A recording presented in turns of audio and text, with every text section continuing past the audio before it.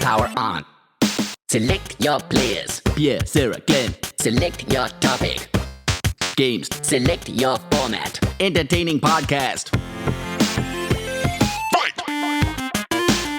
They're called the Button Boys. So make some fucking noise. 'Cause they're gonna talk about video gaming and stuff. Button Boys. Is this okay? We rolling? Is that good? Do you see us? Is this okay? How do I look? I was first punched by the Button Boys in October last year. Welcome to the show. I'm Glenn Moore, joined as ever by Sarah Keyworth and Pierre Novelli. How are you both? We first punched Glenn. Well, whenever he said, we don't remember. There's been so much I punching. think the first time I even heard about punching was maybe like 3 or 4. 3? Punching, yeah. Really? Kids punch each other. Oh, yeah. Yeah, we I don't- punch kids. So, what have we been playing? I thought to myself, it's been a while since I played something a bit classic and a bit retro. And I thought to myself, there has to be a mobile game that is a bit like a simple dungeon crawler D&D type thing. I don't know what you're looking for on your phone.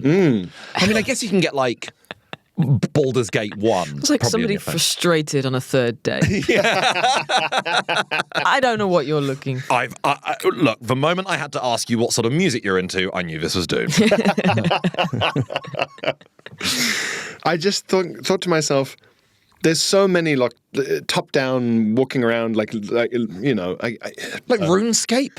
RuneScape style, yeah. You think this is not a lot of like memory or computing power required. It should be easy to have one. Or like Castlevania or It's funny when you have that with a game where you go, this just should exist. yeah, I've imagined it. It's crazy that Yeah, this doesn't yeah. exist. It's not going to be hard to make. yeah. It's not a wacky idea. It used to bug me when I could imagine one that was so obviously like a good idea. And I would go to Game or HMV and just be like, well, where is it then? But it's like if you show Where a is kid, if you show a kid who you have some sort of relation to, a photo on your phone of like John Cena fighting The Rock, and they're like, "Wow, now show me John Cena fighting The Rock on the Empire State Building." And you go, "No, this isn't an imagination device. I have to show you things that happened." This only shows the past. This mirror, and this mirror only shows the Just present. your deepest desires to see John Cena fighting The Rock on the What? Empire State Building. Why did you say you show a child that you have a relationship? Because I with? thought I worried if you show a child a photo, you're going to be then you will leap on that. And, No, but but then as I had to like clarify a child who you have, but I should have said who you're related to as opposed to who you have relations with. You could have said, said if I show my children. show my Yeah, that's always Yeah. good. Yeah, okay. So It was a protest too much moment, I think. It was, yeah. Yeah. But I mean, you can get all the retro Final Fantasy games on your phone. You can get Chrono Trigger, all the big JRPG ones. Yes, well, I sort of wanted something quite D&D-like, and I just, Googled it. And Google is just a way of looking through Reddit now. And Reddit told me, through Google, about... It's sort of a confidant of an Elizabethan ball. The Duke of Reddit. Come, Buxby. Ask Reddit if there's a dungeon crawler RPG game that I can play on my phone. Go, off with you. Hush, Buxby, whisper it to me. So but I asked Buxby. He comes back with 3 sacks of information. Yeah. 3 sacks of Pouring opinions. water over the floor. Where would you like me to start, sire? drained the Nile for you, sire. So Buxby came back and whispered in my ear that there is a game called, and I want to get the developer's name as well because it's such a good example of like solo game developer power. Sure. Shattered Pixel Dungeon.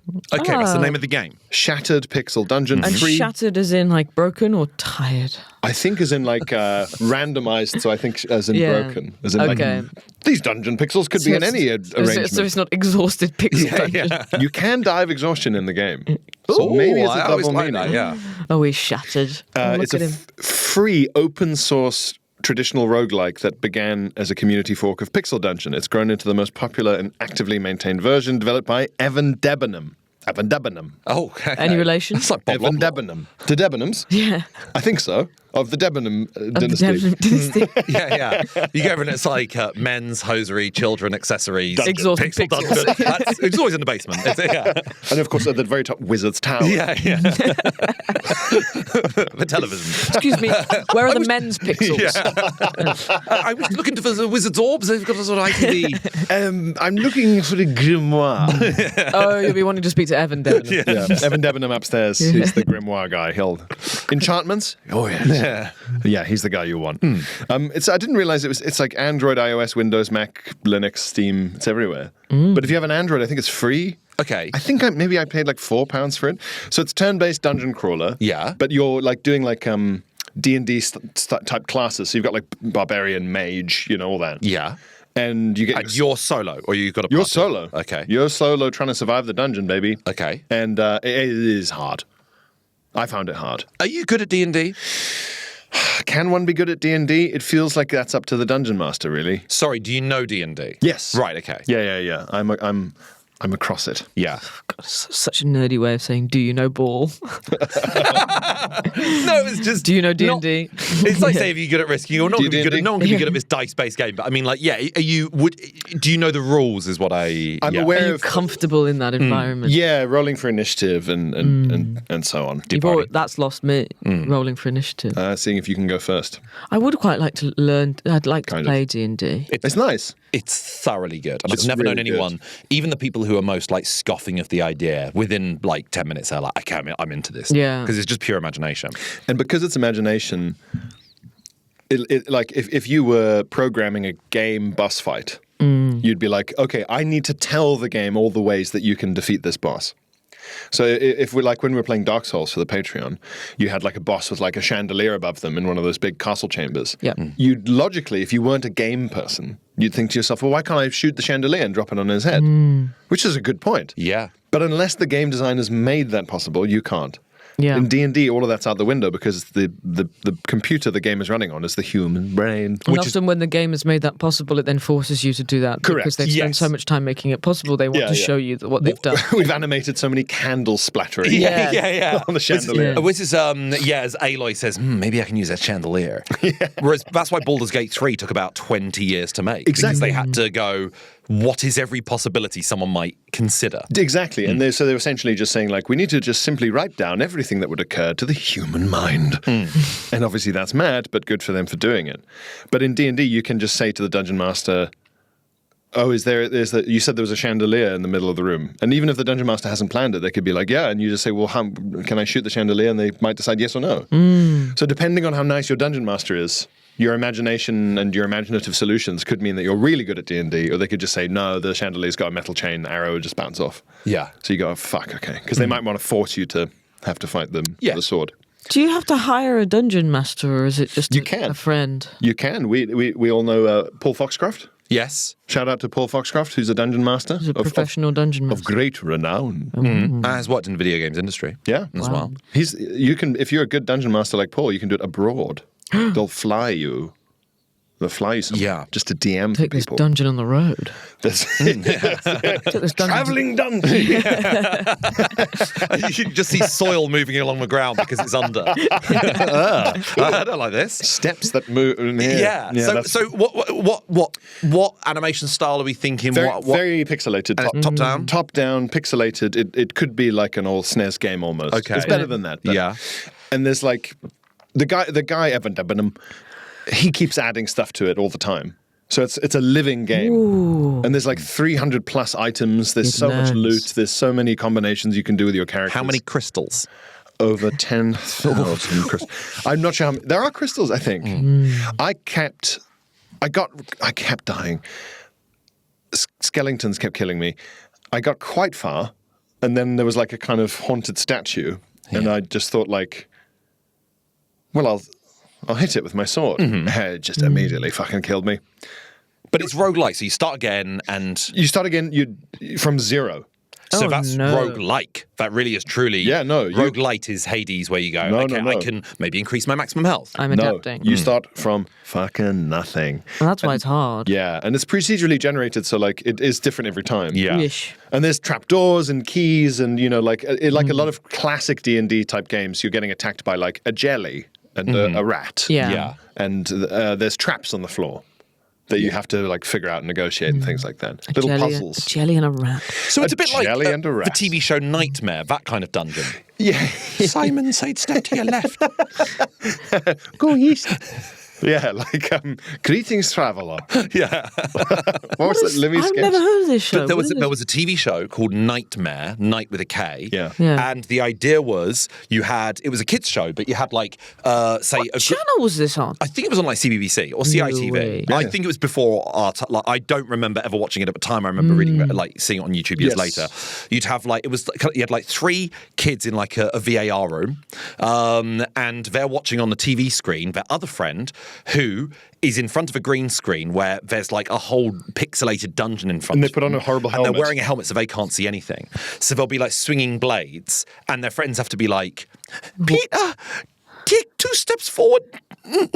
And then they sort of take 2 steps forward. But it would be like all these like mazes where there's traps on the floor and they're trying to say like, right, sounds turn left, great. move Yeah, yeah, forward. yeah. There was like an unofficial live version that was big at the Edinburgh Fringe about 10 years ago. Wow. Yeah, I got to play it. It was great. Basically, on TV, children would do corporate team building exercises Yeah. Yeah. wearing a knight's helmet. Yeah.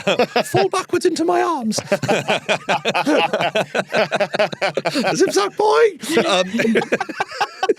They were always Geordie, the children. I think that is It must correct. have been. It must have been filming it up now. Every clip I ever saw of Nightmare, and it was always like They you are the say, cheapest children. they're the cheapest kids available. Really. Yeah. I presume Yeah. they're buying the children. Yeah, yeah, yeah. Oh, yeah, for sure. They're mass producing these guys. They don't leave the dungeon. Once you're in, you're in. It would make a good video game, actually, of directing someone. Like, it does happen in games sometimes. Like, there's a mission in Cyberpunk where you are helping Idris Elba's character, like, move because he's in a block of flats opposite and you're sniping. And you're basically sort of that's dictating great. when he should go and that sort of thing. Like, Yeah. it was Nightmare. Like Enemy at the Gates, Run Across the Gap Now. exactly. Oh, Yeah. There's another game that does that. I can't. They're one of the Call of Duties, or you're taking over different cameras and you're telling them when to move so the guards can't see them. I can't remember what it was. Well, this was a game I recommended on the Directing page, a comedy Observation, special. that horror game where you're Yeah. playing as basically Hal on a spaceship Yeah. and sort of solving puzzles that way. So would you recommend this? I would recommend it. It's so classic and it's a really pure form of what it is. And it's not easy. I saw people on Reddit, Buxby told me.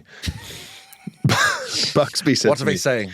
"Sire, some people on Reddit complain that the game is too hard and that the rats and jellies are actually tougher than some of the bosses. Others reply to these posts saying, get good. Buxby, tell me. Get good. You have to get good, Buxby, noob. Please tell me. AITA? Be honest. Tell me, Buxby, are these problems for real? Are these just noobs trolling with rage bait? Methinks 'tis a little of both, sire. Yes, very wise. Post it to Chamberpot Thoughts. Our chamber pots. I hope that's not a subreddit. Oh, yeah, probably. Disgusting. No, I would recommend it. It is hard, but I saw some of the Reddit posts that Buxby showed me that said, that said, your first few goes, you'll just be like dying constantly. Yeah. And then once you figure it out, you can do it in sort of 10 dungeons where you can complete a run. Yeah. But I mean, I thwacked a statue that I knew had a ghost in it. Yeah. And it wasn't attacking me. I just thought, well, if it's not Wanted to attacking me, see. it must be weak. Yeah. Took my head clean off. Yes. You've got to see this sort of things as a Buckingham Palace guard, if you will. Yes, and there's a lot. I mean, even just on your phone, it's so like the inventory system and the stats are as complicated as a PC game. Would So you prefer to play it on a PC screen? I on a think controller? maybe, or Yeah. even on an iPad would be quite nice. Yeah. Or something like Android tablet. But it's rich. It's rich and detailed. Struggling with a game like that on your phone feels like it would be awful. Yeah. It did just- feel. It was just kind of going like, is that a curse down here? Yeah, but like a jeweler's. Yeah. Like that. Yes, a skeleton. +2.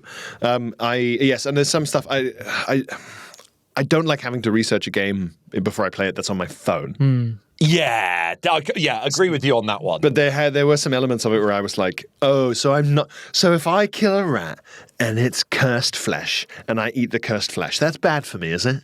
Phones are for games I don't respect. Why can't the cursed flesh make me have a good cursed power? It'd be good for me, like a villain. No? There needs to be an immediacy to a mobile game where you go, I downloaded this 2 minutes ago and I'm already in. I think so. I mean, I did back in the day. I loved playing Chrono Trigger. It was 40-hour RPG on my phone. That was really, really great. But I think because handheld devices do exist, like the Switch and the Steam Deck and all those, it's trickier to sort of justify. I have though been using my phone to play a game. I've been using both my phone and my television. I've been playing a brand new type of game that came out at the end of June called Unhinged. Did you hear about this? No. So this is a very short game on Netflix, and it involves using your phone and a separate device to your phone. And it stars Zoe Kravitz. Maybe I did hear about this. 2 games this year featuring the Kravitzes. That's Lenny Kravitz in 007 First Light, Zoe Kravitz in Unhinged, Sadie Sink from Stranger Things. Yeah. And what was in 007 First Light? It's just that scene where James Bond keeps having a dream where it's that clip where Lenny Kravitz's dick and balls pop out. Yes, when they split on stage. You just can't stop remembering. Yes. That's what in Q Yeah, Land. they Q keeps spent saying, so much money on that dream. "Focus, Bond." Sorry, you're quite right. What were you saying? And then the other cast member is Troy Baker, who is like Joel in The Last of Us, and he's just like the go-to male video game actor. Yeah. It's a really interesting idea. It's a very short horror and it's very experimental. The idea is you're playing as Zoe Kravitz and it's first person and it acts kind of a bit like a point and click game. The graphics are beautiful. It's in her apartment late at night somewhere in America, and you are just presented with just a view of like her kitchen. And what you do is you sync up your phone using the Netflix Control app, and you either play it on your TV. I tried to play it on my PS5, but the PS5 doesn't let you play Netflix games. So your TV's got to be advanced enough to have Netflix games as an option, or you have to play it on like a laptop. You aim your phone at the TV and your phone suddenly turns into her phone screen. Whoa. So it's got like a little box for controlling, but then below it, it's got a number for phone calls, a button for texts, and another button for torch. You turn on the torch, and where you're aiming your phone on the screen, that's the torchlight. So you're using your phone as a torch on the TV screen. God, people are clever. It's really, really cool. Well done. Now, you can't just move her around. You are the image you have in front of you is that's your space to play around with and move your torch around. Okay. If you move the torch far enough to the right, it will say, "Do you want to turn right?" And then, like an old school point and click game, she'll then turn right, and then you'll be given another angle of the apartment. to shine your Netflix torch on. reveals horrifying new immersive game. Is it horrifying? It's a horror. I didn't find it scary, but I did play it during the day. So You're immune to the frights and the spooks. But I think it's a very short experience. Only goes on for about half an hour. So you're playing a Zoe Kravitz's character, and Sadie Sink is communicating with her from another flat. So every now and then, all the while, the idea is you're in your apartment. There's an unhinged killer let loose in the block of apartments where you live. Ooh, okay. That's what's going on. And there are times where you're trying to stay silent and you're looking at your phone because your friend will suddenly ring you and you're like trying to take the phone call as quickly as possible because otherwise you'll get heard, and you're getting text messages pop up, and so you have to have the sound on your phone. The phone calls come through your phone while the sound of the rest of the game is coming through the TV. Does that make sense? This sounds like another game that would be great to play as a group. I think so. It's too short. yeah. It's really, really, really short, but it's got such nice little details. There's a bit where she fell over and suddenly phone had a big crack on the screen. So the thing was like, oh, this is great. Clever. It's so clever. I think it's such a demo experiment. This is obviously such a prototype for, well, if this works, let's make a full-blown game. But as an experience, Unhinged, if you've got Netflix and you can get Netflix games, preferably if your TV has it, amazing, but if not, then your laptop, then it is absolutely worth checking out. I thought it was nice and decently spooky, but to have to use 2 devices and using my phone, the only issues were any passerby from my window would have looked like I'd gone insane and didn't know this wasn't my remote, as I'm just like thrusting it towards a TV. And also about halfway 3 through, ambulances arrive at your house. yeah. I had to leave the screen for about half an hour to do something else. And what's nice is there are moments where the game's quite tense. Oh my God, the killer's about to break into your apartment. You've only got 10 seconds to get a hammer, break open your window, and there's it feels tense to have to be sort of aiming your phone at various bits of the screen as quickly as you can. Yeah. For some reason, when I came back to it half an hour later, the phone had sort of unsynced against the TV. So I then had to have like my phone behind my back and do it sort of in reverse, and I couldn't sync it back up. So I looked insane. You looked It's sassy like you're doing as the hell. single ladies dance. It was a bit single ladies, and it was a bit like those ball puzzles in Breath of the Wild when you have the motion sensors on and you're trying to roll. You were like doing egg rolls around your living room with a switch. But my something least favourite thing. happens in phones. My wife's phone, when it just like shows you on a map where you're looking, just the wrong way around. Yeah. You just go, how's that happened? And then it's only when you get halfway down the road, your phone's like, just "Not goes- that way, you silly Goes, Willy." Actually, Yeah, it's Puck. Yeah. Sarah, what have you been playing? I've been playing a mobile game. Wow. What do we like? Yeah, this isn't even a mobile game episode. A mobile game that I downloaded on the way here. Okay. And the reason I chose it was because it was the top paid game on the App Store. Was it Sherlock Purr? It's Sherlock Bird. But this is on the Apple App Store, higher than Stardew Valley, higher than Minecraft right now. I never trust those. I always find like the PlayStation and Xbox charts quite depressing. Whatever it's based on must be bonkers. yeah. But it got me, rated 4.8. It's called Number 10 Full Confidence. Have you heard of this? The Starmer resignation simulation. Literally. Are you joking? No, I'm not joking. Oh, okay. Oh my God. It's called Number 10 Full Confidence. And So it's about the Prime Minister. it's you are the Prime Minister. You're a newly appointed Prime Minister. Yeah. It's a choice-based game, text-based. Right. Which is not a game I usually play. Yeah. So the description: a satirical political survival game in Downing Street. Every crisis is a trap. Every faction has an agenda. How long will you last as British Prime Minister? You have. I've not heard of it. It's so good. Is it? Great. It's so good. This is what it looks like. This is not good podcasting, but you have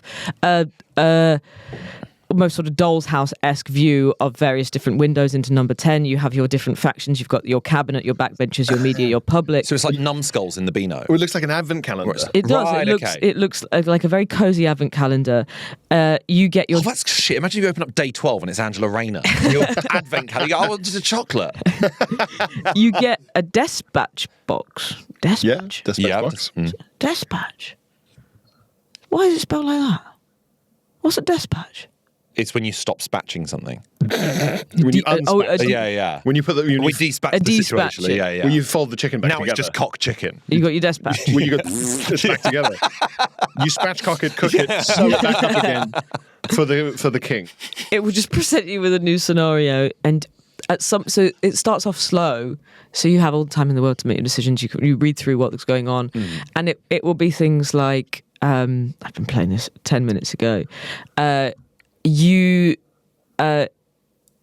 are currently considering a policy. It's been leaked that you're considering a policy that you swore when you were running for office that you would never ever consider. Okay. What do? Do you own the U-turn? Do you sort of apologise and back down? Or there'll be like a third option. So you're making all these different decisions, and then a few decisions in, it pops up and it says all decisions now will need to be made in 45 seconds. So it gets quicker. Nice, okay. And you click on each of your faction, and you can see how the factions responded to the decisions you made. So currently, my cabinet likes me 70%, which is pretty that's good. really good. Backbenchers are unsettled 48 because they didn't like a couple of my last three decisions I made. The media broadly content 63, and the public fucking love me. Whoa. And it's because I am a charisma politician. You're a far right populist. Full populist. Yeah. I'm good fun. Give them what they want. There's a bit where it says like, you were questioned on a particular policy, you gave a really good answer, and the moment you finished the sentence, everybody realised that you've given the opposition stance. You've not given your stance. The 3-second pause after you finish the sentence has become a GIF. The GIF is trending. What do you do? Ugh. And one of the options was like do a post with a GIF and sort of own it, like make a joke out of it. And I was like, obviously I'm doing that. Yeah. The public fucking loved it. I'm great fun. I'm not going to last, but I'm a good laugh. I think that's interesting. It's a fun game. It's a sort of Boris Johnson simulator. It is if you Boris Johnson want simulator. it to be. Yeah. But I imagine you can also rule with an iron fist and you're like, you get stuff done, but everyone hates you. Yeah, you can, and you have to. It sort of prompts the first few decisions you make are just assigning your cabinet members. Yeah. So you've got to pick foreign secretary. You've got to pick your deputy PM. Got to figure out where to put Peter Mandelson. You've got Which islands are you going to go to? There's, do you know what? On That's the Patreon, great. when we It's a recommend fun game. when I we recommend a recommend game that you haven't necessarily heard of before, this Patreon episode we're going to record after this, I'm going to recommend a game that is exactly like that. and it is the most refined version of that I've played. I played it about 5 years ago, and it's absolutely brilliant. So if that sounds up your street and you play that and you want even more of it, I've got another recommendation for you coming up. I'm somebody that would never look at this game twice. I have very little interest in like text-based games. The pacing of this is satisfying enough. The reward system of immediately being able to see the reactions of the decisions. And I'm a stand-up comedian. If the public love me, I'm happy. The idea that there might be a comedian out there who are like, everyone hates my jokes, but the jokes work. Right? And the jokes are getting the job done. And it's politically satirical in a way that it is quite funny. Wow, it's good interesting. fun. The game I'm going to recommend later, I had held off from recommending because I thought you would make fun of it. So I'm like, who knows? Do we know who made it? I'd be fascinated. I bet it's like the Larry the Cat account on Twitter, and then we'll lose all respect for it. Oh no! Benjamin Brewis Apps. Do we know? So do we know presumably Brewis? that's a solo developer then. Yeah, it looks like it. Unless it's like Sid Meier's Civilization. Brewis Apps. That would be funny. Yeah. If the enormous powers of Sid Meier's were focused entirely on a joke Keir Starmer simulation game. Independent software studio, Brewis Apps. There you go. How do you guys feel about factions having different opinions in games? Because I haven't yet properly played Frostpunk 2, and I loved Frostpunk 1. But Frostpunk was just about getting your city in this sort of frozen apocalyptic landscape, this Victorian city to try to just survive, not necessarily thrive, but just keep the fatalities as low as possible. Frostpunk 2 established more of like a stabilised society, but it introduced lots of political factions of people who, are determined to sort of like, well, let's mine the earth for its resources, then obviously get that one insane faction who's like, we should worship the snow, But every decision you make will sort of annoy elements of parliament. And I guess Baldur's Gate has this to some extent. Such and such a person hated this, such and such a person liked that. I want everyone to like me. Yeah, I'm just complete. Yeah, it's so annoying that you go like, I can't win. Yeah, but then that's probably politics, isn't it? I know. Within this, you just go, I would suck at this. Well, one of the things Terry and Victor did correctly, and a lot of these games actually don't do well, is that the reality of factions is that it's not like plus 5%, minus 5% in little bits. Yeah, it's even if you're plus 95% in every other area. Yeah. If you're against them in one area, it's minus 100, they hate you. Yeah. Some issues mean more than others. Yeah. And Terry and Victor was right in the sense that when you played as like the anti-alien resistance, you could not ally and have good relations with the pro-aliens. Right, okay. Yeah. Because it wouldn't make any sense. Yeah. And it's like, regardless of how much we like any other thing you do, you disagree on such a profound issue. Yeah.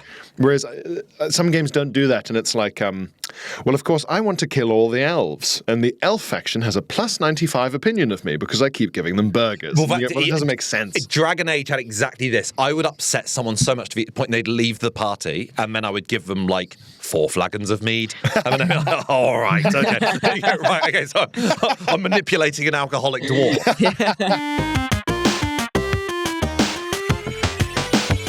Button Boys. Has your House of Games gone out yet? Yeah, I think so. Because that is a prime example of how you cannot please everyone. That if you are winning every day, people will hate you. If you start to put your foot off the gas, a different faction of people will hate you and go, you're not even trying. If you keep all your gifts, people will hate you. And if you give your gifts away, people will say you're being patronising. It's really hard to please people. I think everybody liked me on it. Okay. Well, that brings us on to today's topic. First time I did the House of Games was the day before the first lockdown. I got an entirely empty train to Glasgow. No way. And on the way back, the train was only me and Richard Osman, as he was scribbling away, finishing the first draft of a book. I wonder which book that could have been all those years ago. Yeah. Richard So I was there Osman's for history. Autumn Recipes. Yeah. Richard Osman's Winter Warmers. Command and Conquer Glenn leant strategy forward guide. and said, what if the butler did it? Yeah. What if they were all really old? Does Pierce Brosnan fuck in this one? You had to go back to London on Richard Osman's like private armoured train. Like he was Stalin. Yeah, he's chained to the book. But it was just before lockdown, and obviously that changed everything for us. The topic of today is a bit of what you played in lockdown, but mostly obviously, as you get older, time constraints come into your life more, and you don't have as much time to play as you used to when you were like 10 years old in the summer holidays. If there was some horrible disease once again, and there was lockdown all over again. Or like nuclear bunker or something. Hope. What would you do? What would you play with all the time in the world? Like, are you currently restricted in your gaming tastes? Massively. Luckily, our lives are quite busy, but it does mean that you can't play a game that sort of needs you really to focus for at least a 4-hour session, 3-hour session in one go. To do it like really richly. Makes me feel like a big baby, but an hour of gaming is not enough. I agree. Yeah. It's just, but that's like my partner would be like, "Why don't you just go and play PlayStation for an hour?" I'm like, No point. I would be just getting into it when I stopped. Why don't you have 3 puffs on the cigarette and then put it out? No. I'd rather have no cigarettes. Why don't you just have 8 beers? I can't just have 8 beers. Can I? I need 2 bottles of vodka as well, haven't I? Because then I can get in the car. Haven't I? I need 2 bottles of vodka, haven't I? Then I'm confident enough to drive. Weird grammar like that is so horrible and funny to me. I need the vodka, haven't I? I don't know. I like that's the Nintendo Switch is very handy for me. Of like, I can play the Nintendo Switch for 5 minutes. I cannot play the PlayStation for less than an hour.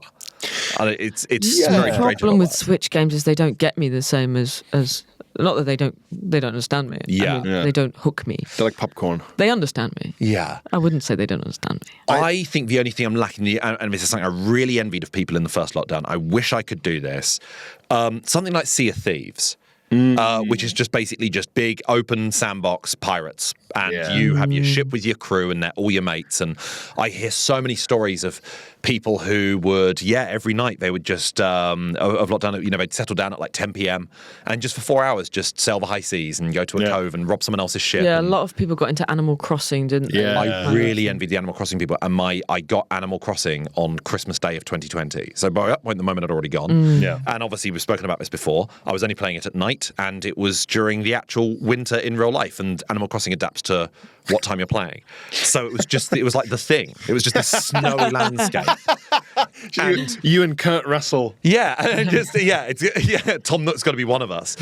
And there was nothing to do. And there's a unique item on your island every single day, a unique item that you can buy, and it's always like a deck chair, that sort of thing. And Blood test machine. It was the first. I got oil barrels. Oh god! So it was like this sort of weird toxic spill happening on my island. It was so depressing. Harpoon. So I really missed out on that. The new experience is out at the moment because it's been out for a while on Steam. It's just come to Game Pass, and I really, really want to play this. But you need like 3 other people. Is a game called Are We There Yet? In which you're in like a camper van. And you were trying to get to like the top of a mountain in your camper van. It's like first person, probably works in VR, but it will be like, well, we've got to get across this cliff face. So you will put down 2 very like narrow planks and the other person will drive across those. But it's like the Italian job. Drive across those planks trying to get from one end of a cliff to the other. It sounds like one of those games like Baby Steps where you're like, you're just constantly tumbling. There was a game called Chained Together. Which was really, really popular, where you could do it with 1 person or 4 people, and the idea was you were on like a chain gang, all your legs are chained together, and if you're like jumping up onto a ledge, you've all got to jump at the same time, because otherwise one of you will be at the bottom and you'll drag everyone down with. If one of you falls off, it takes everyone with them. They just looked so fun, and I'm like, I don't know 3 people who are around at the same time as me, ever. It's so hard. It's very difficult. I really miss it. Yeah, I think for us to ever get back to the lockdown level of... Because not just lockdown, but lockdown was 5 years ago now. 6? 5.5 years ago now. 6 years ago now. Long time ago now. We were different people. It was a different time of our lives. For us to get to that level of gaming freedom again, you'd have to book like a weekend away. Make sure your Airbnb has fiber internet. Yeah, in which case you go, we're not making the most of this. No. We stayed in and played RV There Yet. Yeah. And even like the difference between now and 2020 is that everyone's worked out how to work online so much more. Yes. Yeah. That you wouldn't be able to sort of guilt-free be like, well, there's nothing I can do. Yeah, it's true. There's so much you could do. I do have friends in like the civil service who work from home and they're on Fortnite all day. Like 8 hours. It's crazy. They have a lot more free time than we do as comedians. Which is Which is incorrect. so mad. It sounds like the good. most boring Punch cartoon from the 1800s. I hear the clowns do more work than the civil servant. Who are the real clowns? Nom, nom, nom, nom. Something that my then flatmate and I would do in lockdown, which was really Now sort of- wife. no pre-wife. This is my former flatmate. Please, my former flatmate and I are having children together, planning a life together. No, my former flatmate and I, we would load up Civ 5, but we'd do it through LAN. Okay, So- so you're in the same room. Same room on our laptops. So you played it like battleships. Explain LAN to my lord. So- Explain it to everybody. I do actually know what LAN is, but I have to be the voice of these people. Yeah, You've got three kinds of multiplayer. You've got couch co-op. That's like split fiction. You're both playing on the split screen.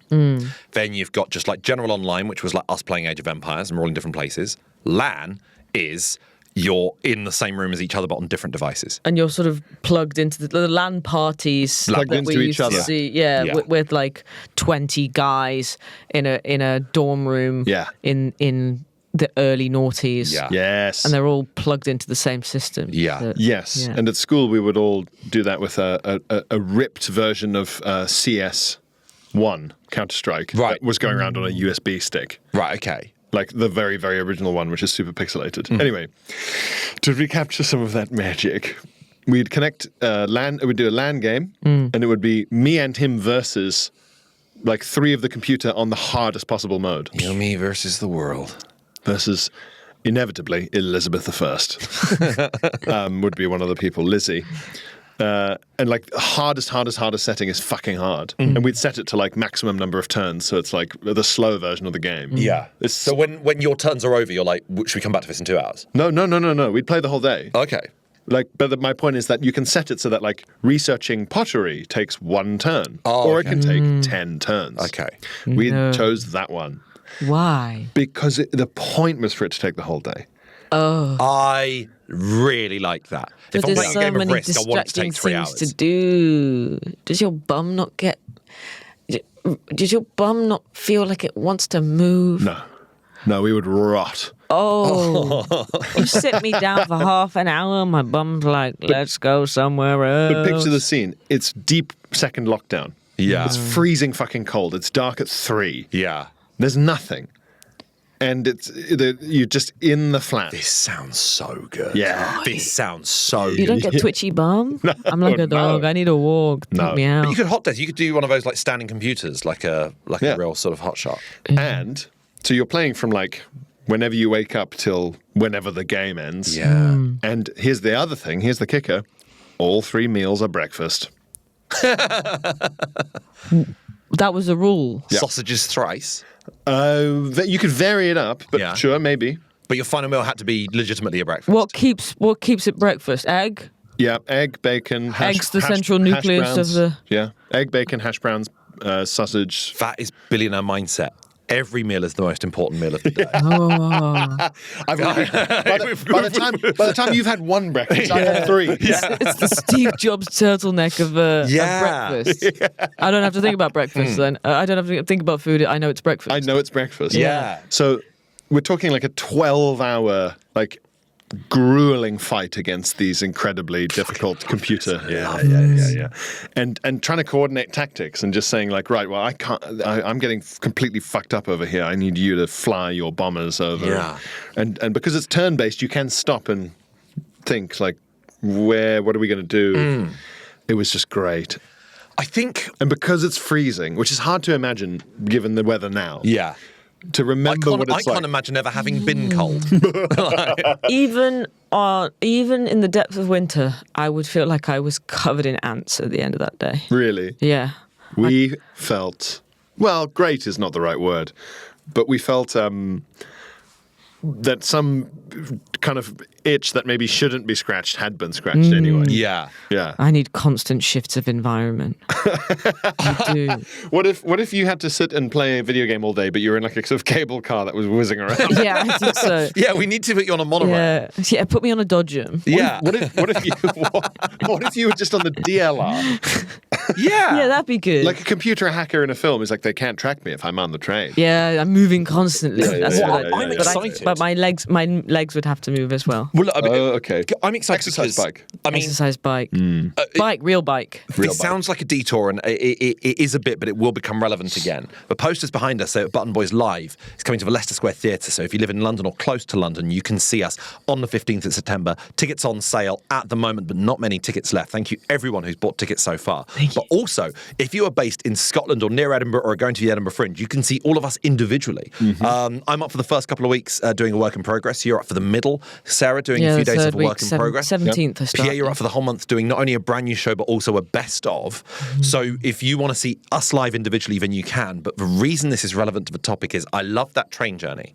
That journey from London to Edinburgh, because I always just get my laptop out on my Switch and I'll usually start a game from scratch, whatever game it is. And I really like the fact that it's like a 4.5 hour train journey. And if you play a short enough game, it makes me link the geographical distance with the progress I've made in the game, and I'm like, I played this game so well, it got me to Scotland. Do you know what I mean? I sort of see that as like there's a quality end product. You're based on what you powering put the in. train. In the same way that I'm like, there was once a couple who banged so well they made Beyonce, whereas there was once a couple who banged so badly they made Hitler. So like everything's. I think it's to do with competence. Yes, it's see. all about competence. I see. Yeah. Okay. So yeah, I was like, I powered our trip to Edinburgh by being really good at Final Fantasy VII. Right. Yeah. Okay. The whole train cheered. How many Yes. orgasms do you think Beyonce's mother had? I think it was like one and done. Did it in one. Really? Buff Beyonce. But like the right time. I reckon she wasn't even pregnant. It was just buff. Like immediately Beyonce came out fully formed. Beyonce I was, just like, appeared. The age of 18. Beyonce Yeah. appeared like a Greek god bursting out of Uranus's thigh. Yes, But yeah, exactly. One of those weird birth stories. Yeah. And Jay-Z was immediately there too. Yes. Yeah. But yeah, so that was the most kind of decadent lockdown type of gaming. And this is aside from all the Warzone. Yeah. Of course, that was constantly happening. Warzone was a nightly thing. I would get so excited to like start at 11 p.m. Start at 11 p.m. going, we're in this for 4 hours now. It was like being in a submarine or space or something. It was like the idea of 11 p.m. was meaningless. Yeah. It's like, so? Or you've got to get up early tomorrow to get the disease. You've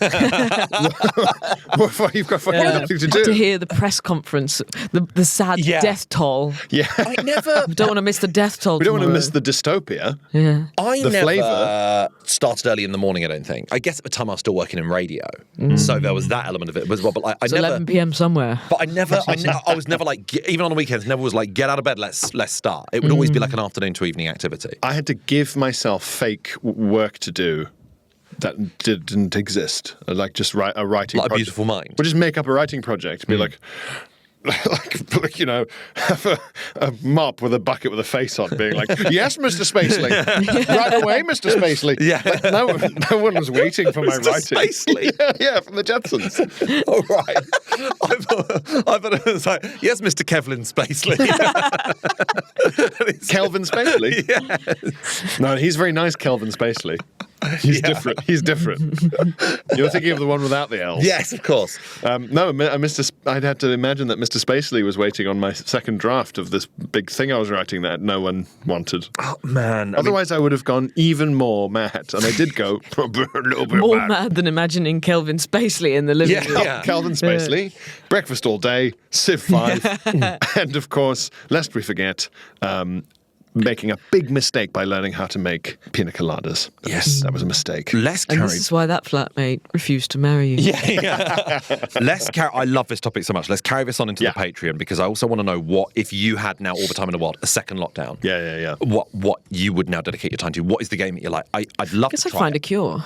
And I'm never ever going to. Otherwise, we have to wait to retirement age. Yeah. That's the end of our main episode. But remember, please sign up to the Patreon, where you get a whole extra episode every single week, or you can sign up to the top tier, where not only do you get the free episode, that extra episode, you also get 2 other episodes a month, Player 4 with an extra special guest every single month. We've had the likes of George Fouracres, we've had Tom Walker, and we've had Christopher MacArthur-Boyd. We have had several guests. We've had amazing ones. We've got brilliant ones coming up, which we're very, very excited about. Also, you get another episode every month from me called End Credits, where I look ahead to the month ahead and all the games coming out over the next few weeks that I think you might like. But in the meantime, thank you very much for listening. You can follow us all on Instagram and the like. If you just search our names into the search bar, you can follow the Button Boys account as well. But thank you, Sarah. Thank you, Pierre. Thank you, me, Glenn Moore. We're going to go to the Patreon now and carry on this chat of what we would do gaming-wise with all the time in the world. We'll see you. Button Boys.